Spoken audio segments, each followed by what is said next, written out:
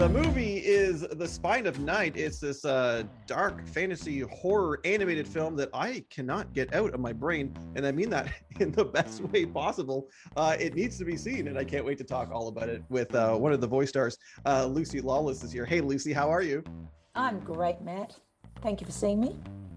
Hey, well, thanks for chatting about this movie in particular, because listen, as we head into kind of award season, a lot of the movies that you'll see that came out are very kid friendly, right? It's got that child, you think animated, you think, oh, I'll bring the family, bring the kids. This is very different, and I love me something different.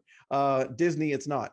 Explain to people what they can expect out of this one if they check it out.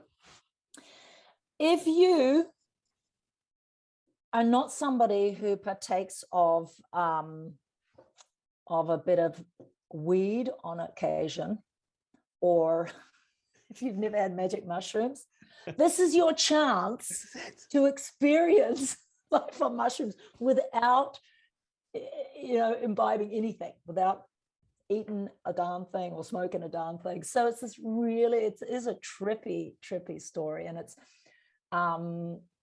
about, well, what the hell is it about? It's about saving the world, and it's about greed and all this stuff. But my character, I play a hag from the bog. I'm a bog hag called Zod, who has, she's a shamaness.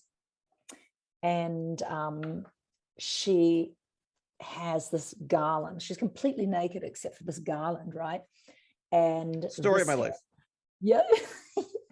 What? It's completely naked under those clothes. You're completely. Yeah, exactly. Yeah, I know. Anyway, she has this magical garland which has crazy metaphysical powers, and of course, the evil Patton Oswalt wants it, and all the dudes are fighting over it, and she's kind of got to save nature. Does she save the world? I don't know. Does she save cosmic life? I think so. Anyway, you tell me. Watch the movie and then get back to me. What happens in the end? Well, I think that's one of the things that I personally like about some of these films is that everyone could take their own little thing away from it, right? I don't know. I mean, this isn't a movie that's not going to spoon food you every part of the narrative, which is great. It's narratively challenging in the best ways possible. One of the things that I also loved about it is the look of it. You look at something like this, and you're like, wow, this is almost a throwback. They're calling it kind of like a totally geek nostalgia. I read. What is the process called? I had it written, the rotoscope. It's where they so they take real actors and they have a special camera. It's really old technology, right? There's so many easier ways to do it, but for some reason these guys chose to do it because they love the feeling of it. So it is, to our modern eye, quite primitive. Mm-hmm. And but it's primitive nature is what makes it cool, and the limitations of budget make it cool, because they had to use whatever actors were at hand before they went and got funding for professional actors, I guess. So we are having to lip sync to performers to somebody else's cadence, and it's kind of strange. But being a bog hag, I've got a bit of an accent, so it's okay that, for me to lip sync somebody else's unusual cadence. And it just adds to it kind of has a lean in quality, because everything's just a little off, and it makes it edgy. Everything old is new again. Yeah, no, absolutely. And I'm glad that the things were unusual behind the scenes, because it makes things unusual on screen. It all kind of ties together with a movie like this. Yeah. I was just moments ago, Lisa, going through your personal filmography to see kind of your animated voice work. So you're not a stranger to this. You've done a few voice performances. Yeah, well, you did some stuff on the Ninja Turtles. I mean, The Simpsons, you played yourself. Is this something that you enjoy, the voice?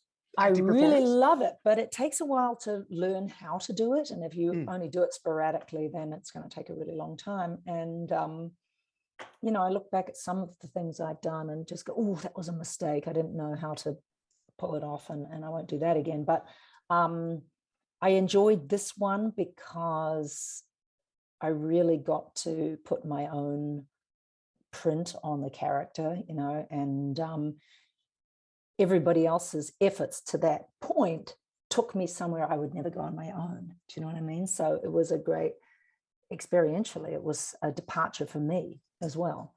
I wasn't fully in control.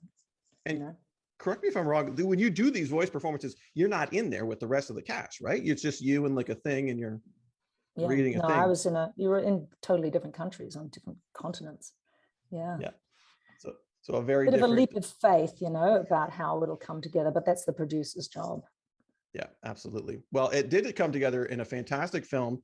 I do recommend everyone go out and watch it. And we are seeing now, Lucy, a rise in that kind of adult animated space. It's become a white hot this year. There's a show on Amazon called The Incredibles, which is great as well.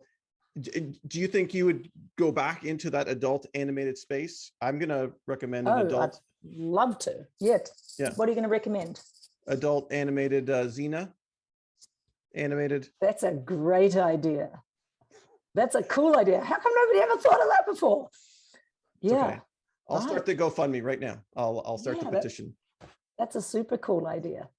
No, I love it. I think a lot of fans are really discovering that there's so much more to animation than what they might be used to. So, in this movie, I agree. And in the time of COVID, where it's awfully difficult to film with mask regulations and all those kinds of things. Socially distancing is impossible in our business because people are working on your face all the time. And anyway, so animation is a natural fit for life in the times of a pandemic. Just another means to get our stories. We love it. And we love you. And I thank you for your time today, Lucy. I really appreciate it. Well, that's going to do it for another episode, everybody. My thanks, of course, to Cassius Morris for bringing the fun. Always great to chat with Cassius. And hey, Lucy Lawless, how cool was that? And hey, thank you for watching and listening. Hope you're all having a wonderful new year. We'll see you next time on Watch Mojo's Poppin' the Culture.